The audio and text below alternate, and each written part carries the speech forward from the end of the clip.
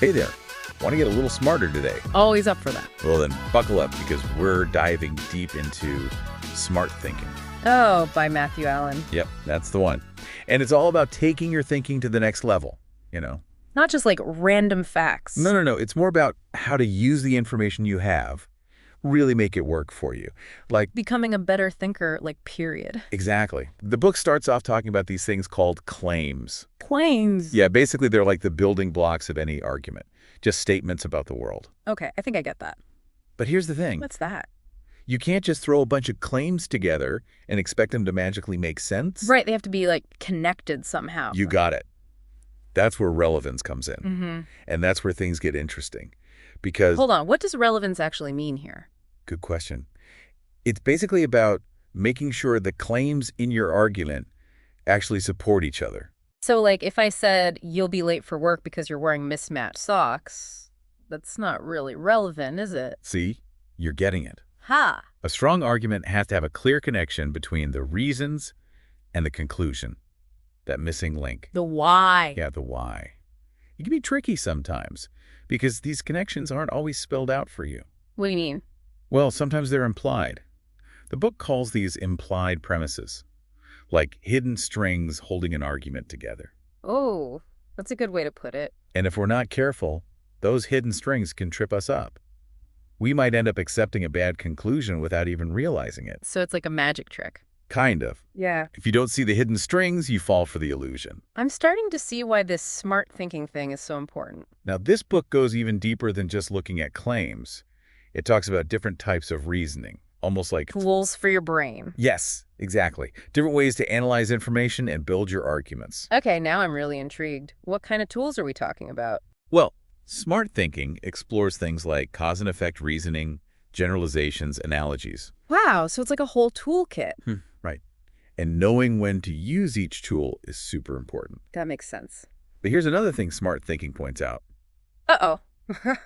What? Even when we're trying to be super logical, we all make assumptions.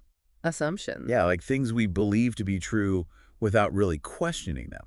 I guess we do that all the time. And sometimes those assumptions can be wrong. Yeah. So smart thinking is all about being aware of those assumptions. And double checking them. Exactly.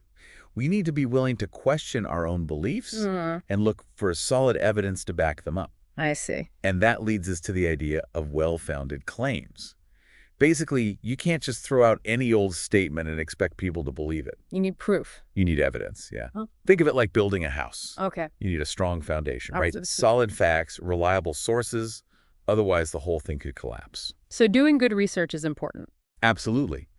But even when you're dealing with what seems like factual information, smart thinking encourages us to consider the context. Context. Yeah, it's like looking at a painting. Your understanding changes depending on where it's hanging, the lighting, the frame around it. I never thought of it that way. Right. So even a fact can be interpreted in different ways depending on who's presenting it, why they're presenting it, what their agenda might be. Wow, that's deep. And that's where things get even more complex because we're not just dealing with numbers and data.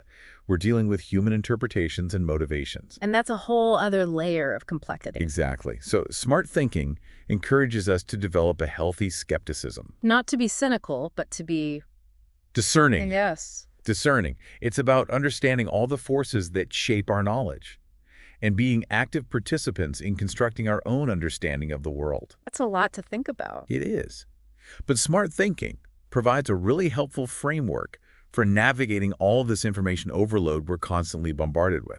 And becoming more discerning thinkers and decision makers. Precisely. Sounds like this book is just what we need. I think so too. So remember all those types of reasoning we mentioned? Yeah, like the tools in our mental toolkit. Exactly. Let's unpack those a bit. One of the big ones is reasoning from cause and effect.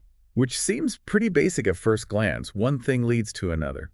Right, but smart thinking warns us not to get tricked by correlation. Correlation. Just because two things happen around the same time doesn't automatically mean one caused the other. Oh, like that old saying about breaking a mirror causing bad luck. Perfect example. Just because something bad happens after you break a mirror doesn't mean the mirror caused it. Right, there could be a million other explanations. Exactly.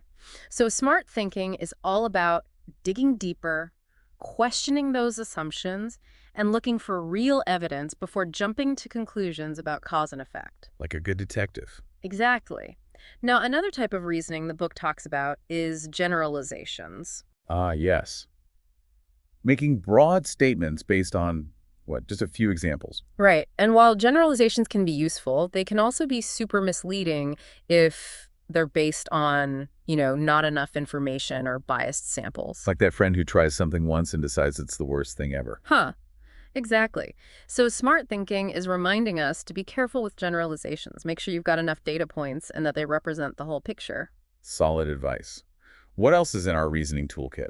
Well, there's reasoning by analogy, comparing one thing to another to make a point. Oh yeah, analogies can be super helpful for explaining complicated ideas. They can, but smart thinking cautions us about relying too much on analogies. Because not all similarities hold up under scrutiny. Right. Two things might seem alike on the surface, but be totally different underneath.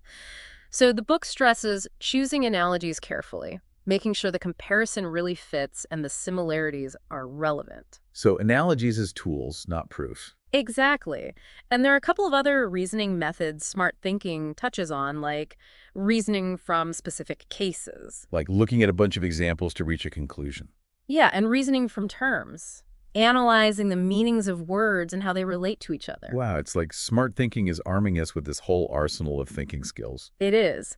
And the book makes it clear that understanding these different types of reasoning is super important, both for building our own arguments and for analyzing other people's arguments. So we can see right through any weak spots. Precisely.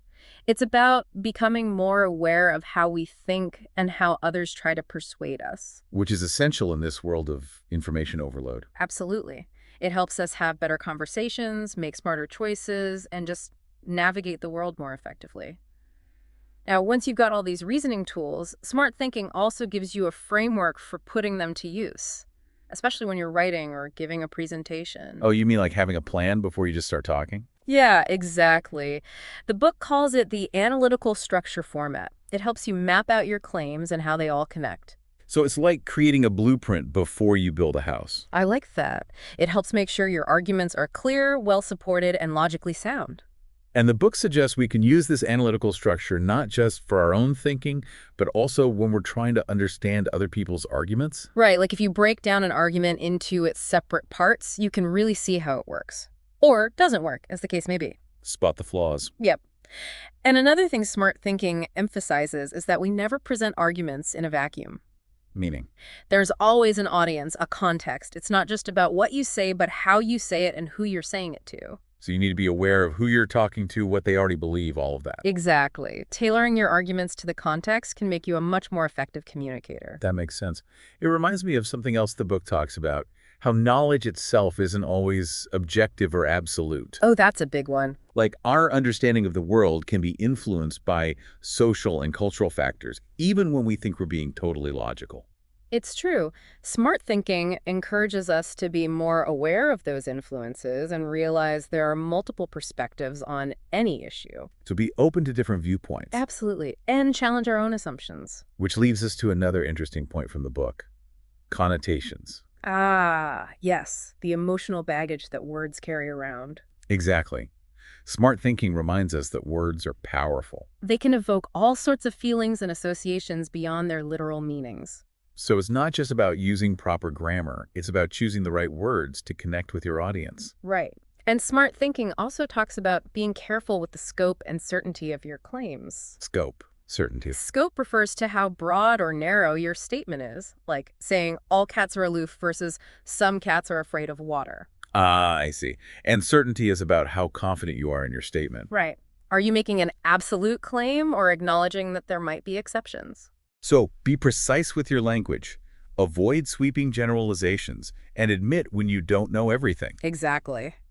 Smart thinking also helps us recognize common fallacies in reasoning, like circular reasoning. Circular reasoning. Where you basically use your conclusion as evidence for itself. It's a sneaky trick that can weaken an argument. So instead of giving a real reason, Yeah. you're just restating your opinion. Right, like saying, this song is the best because it's amazing. It doesn't actually tell you why. Okay, that makes sense. What else should we watch out for? Well, the book talks about burden of proof. Burden of proof. It's about figuring out who's responsible for providing evidence for a claim. Usually it's the person making the claim, especially if it's something controversial or unusual. Makes sense. If you're making a bold statement, you need to back it up. Exactly. And finally, smart thinking reminds us that effective communication isn't just about logic and reasoning. There's more to it. Definitely. It's also about understanding your audience, telling a compelling story, and using language strategically to get your message across. So it's a combination of art and science. Exactly. It's about becoming more skillful communicators, able to engage and persuade others. It sounds like smart thinking is giving us a whole new set of skills for navigating the world. It is. It's about so much more than just winning arguments or getting good grades. It's about becoming better thinkers, better decision makers, better communicators. Exactly. It's about recognizing the power of clear, well-reasoned thought and using it to make a positive impact on our lives and the world around us. Well, I don't know about you, but I feel a lot smarter already. Thanks for joining us on this deep dive into smart thinking with Matthew Allen. And remember, folks, keep those mental gears turning.